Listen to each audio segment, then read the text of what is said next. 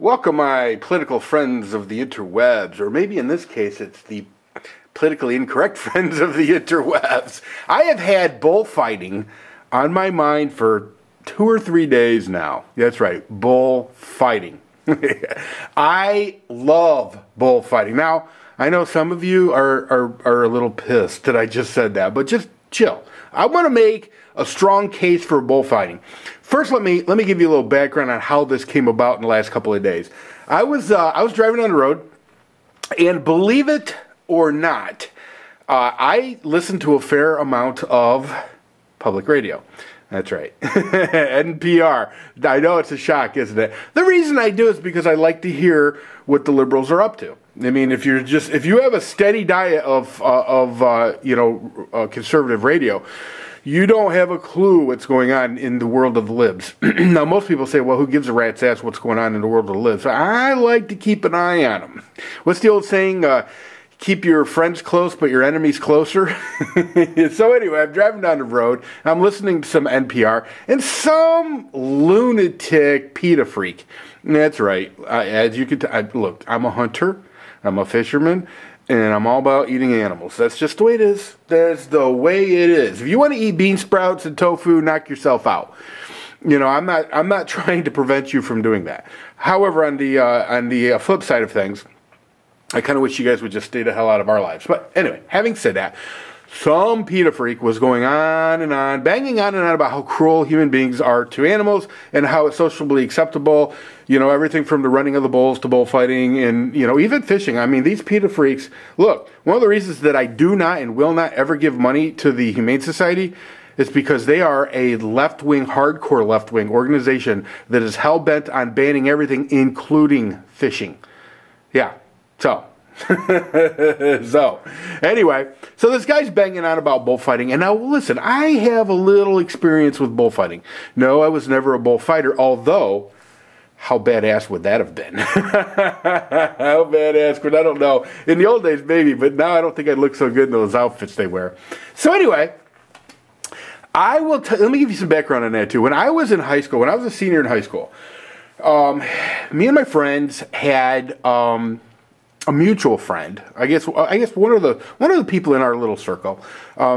Their parents had a condominium in Acapulco, Mexico. And they had been there several times. And I know we got to talking about how reasonably priced it was. Spring break, our senior year spring break was coming up. And we were trying to decide if we were going to go to Panama Beach or Daytona, Florida, or wherever. And then somebody said, you know what, we ought to go to Mexico. There's no drinking age, and it's cheap. So we looked into it, and sure enough, for what we went to Mexico for a week on, we could have probably only done 3 or 4 days in Panama City, Florida.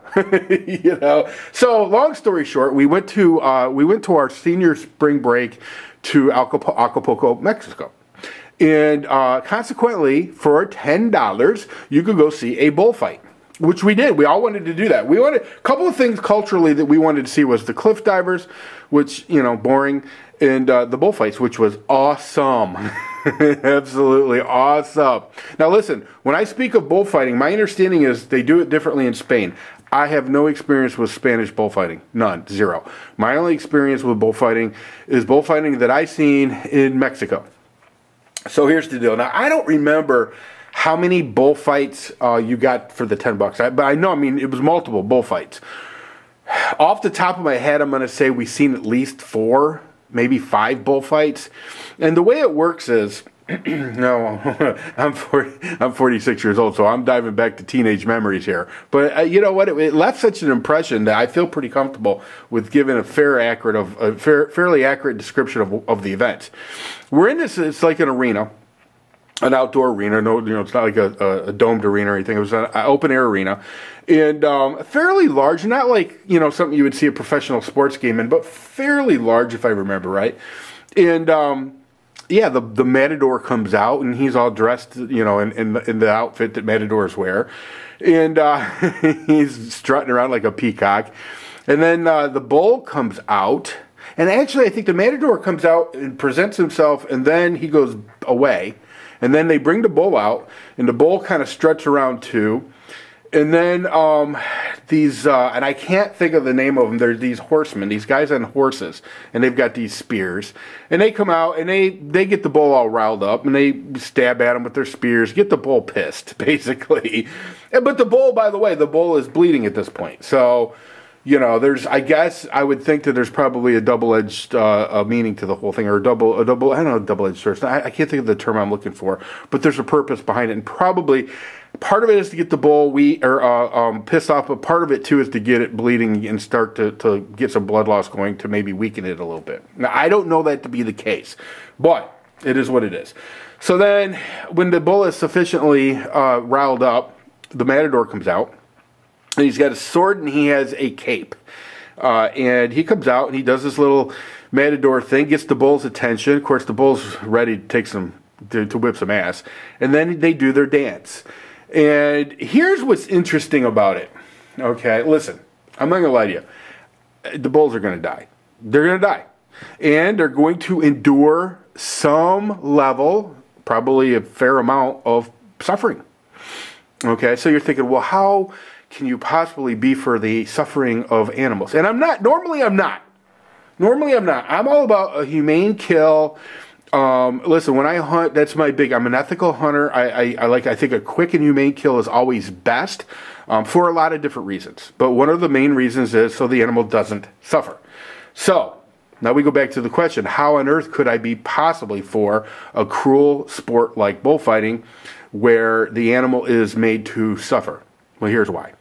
Every bull is going to die, okay? Now, the meat from each bull, from my understanding, is donated to a local, well, I'll call it a soup kitchen for lack of a better term.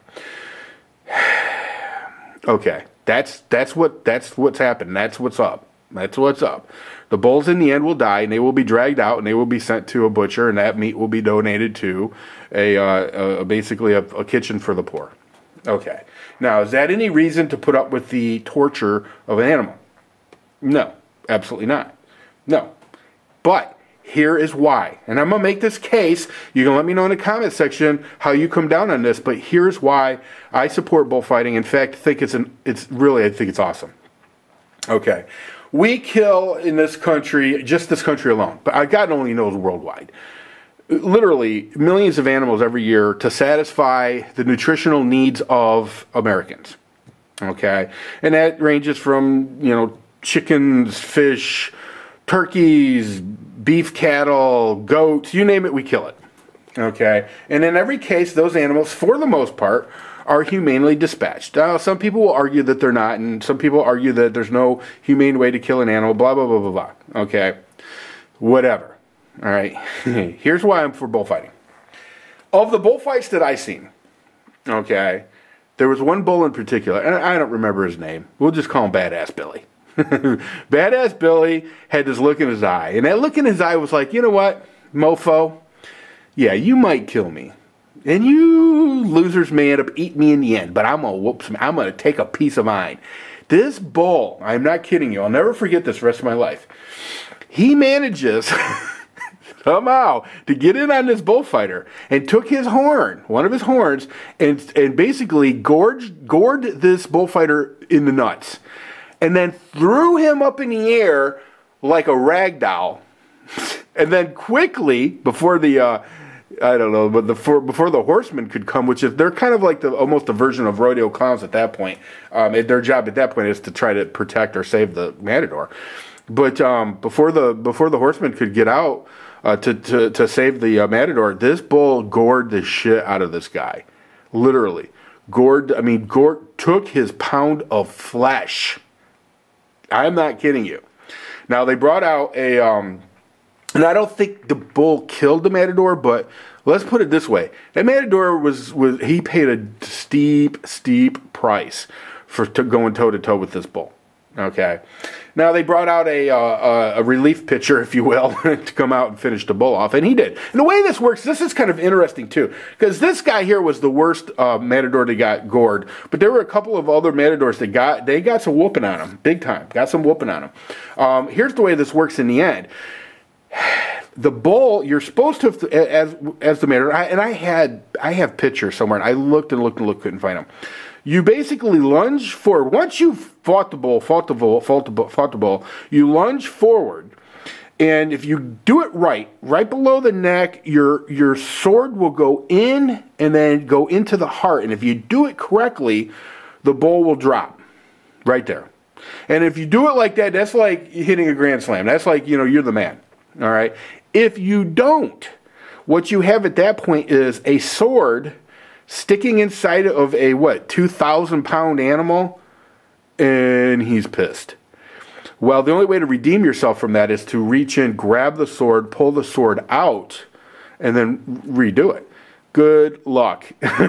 Now they do it, and the bull usually gets a little ass, whips some ass in the process. But, all right, let's get back to why I support this. Yes, the bull suffers. Yes, the bull. But of all the animals, every year on this planet, that are butchered for human consumption, as far as I know, these are the only ones that get to go out with some balls. And what I mean by that is, yeah, you're going to kill me, yeah, you're going to eat me, but I am going to at least get a shot at you. I'm at least going to take a shot on my way out. And with any luck, I'm going to take you out. And that's kind of my thing, I love that. I really do. I mean, I really love that. Most cows that are killed are shoved through these pens, and they have this saw that comes in, just chops their neck, and the thing they never get a chance to fight. They never get a chance to fight, and there's something about that I absolutely love. Now, yes, what I just said is not going to make the PETA people any happier. Okay, whether or not the bull gets a chance to actually, whip some ass before he goes out the door. I know that's not going to make them happy, because these PETA people aren't going to be happy until all of us are eating bean sprouts.